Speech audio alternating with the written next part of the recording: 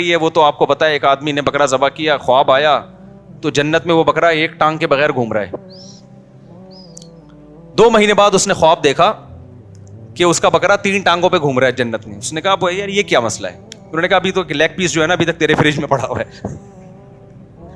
ایک ران دے 6 مہینے ہو گئے وہ تیرے فریزر سے نکلی نہیں ہے، وہ کھائے گا تو پھر یہ بھی آگے لگے گی. خیر یہ لطیفہ ہے، اس کی حقیقت نہیں ہے. شیخ چلی نا سر پہ انڈے رکھ کے جا رہا تھا، سیٹھ نے اس کو سر پہ انڈے رکھوائے. پہلے دیسی انڈے ہوتے تھے، ان سے چوزے بھی نکلتے تھے.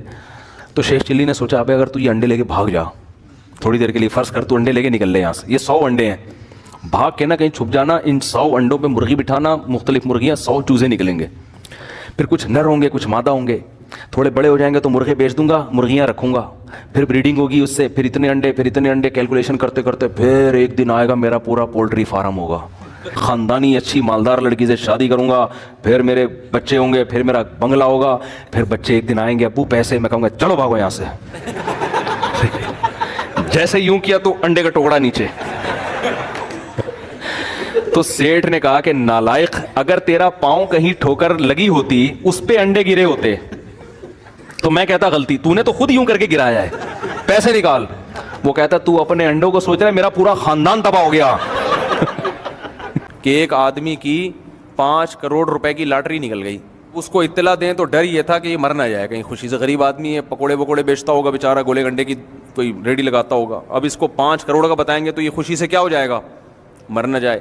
تو ماہرین نے کیا کیا کہ بھئی نفسیاتی ڈاکٹر بھیجا جائے اس کے پاس. نفسیاتی ڈاکٹر چلا گیا، اس نے جا کے اس کو پہلے سمجھانا شروع کیا. فرض کرو تمہارے 10 لاکھ روپے کی لاٹری نکل آئے تو کیا کرو گے؟ نے بتایا بھئی یہ کروں گا، 6 گولے گنڈے اور لگا دوں گا پورے.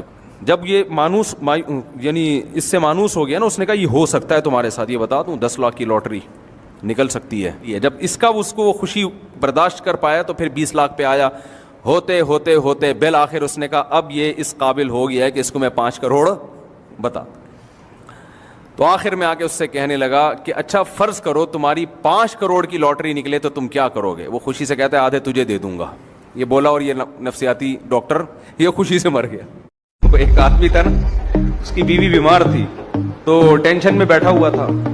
ڈاکٹر نے آ کے کہا کہ افسوس کی بات ہے آپ کی بیوی صرف 2 گھنٹے کی مہمان ہے. ڈاکٹر کا خیال تھا یہی ٹینشن ہوگی اس بیچارے کو کہ اتنی بیمار کیوں ہے. اس نے لمبی آہ کھینچی، سانس بھری لمبی، کہا ڈاکٹر صاحب یہاں پوری زندگی انتظار کیا، 2 گھنٹے اور صبر کر سکتے. ہمیشہ یاد رکھو ٹینشن دینا سیکھو. ٹینشن لینا، ٹینشن ایسی چیز ہے پارسل کرنے کی چیز ہے. کیسے ٹینشن دے؟ 2 طریقے آپ کو بتاتا ہوں ٹینشن دینے کے. ایک غلط طریقہ، ایک صحیح طریقہ. ایک پہلے غلط طریقہ بتا دیتا ہوں، وہ والا طریقہ میری مراد نہیں ہے. ایک صاحب کا فون آیا کہ میں بہت ٹینشن میں ہوں.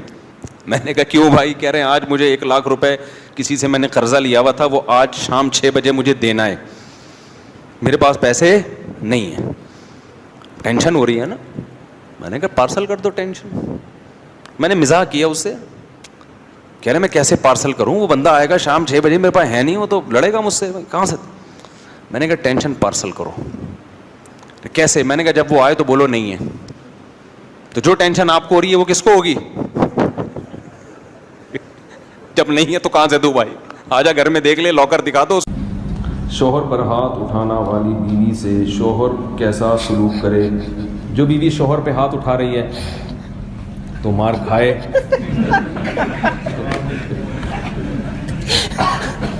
کرے، ویسے بھی مارے، اسے بھی مارے یا سمجھائے، یا اللہ کے پتہ نہیں کیا لکھا ہوا ہے یار، یا اللہ کے طرف سے ہے، یہ اللہ کی طرف سے، سب اللہ گاڈ گفٹڈ ہے. یہ بیوی اگر مار رہی ہے اور آپ مار کھا رہے ہیں تو یہ گاڈ گفٹڈ ہے. اتنا برداشت کسی میں نہیں ہوتی. یہ برداشت کی قوت کہاں سے ملی آپ کو؟ اللہ کی طرف سے.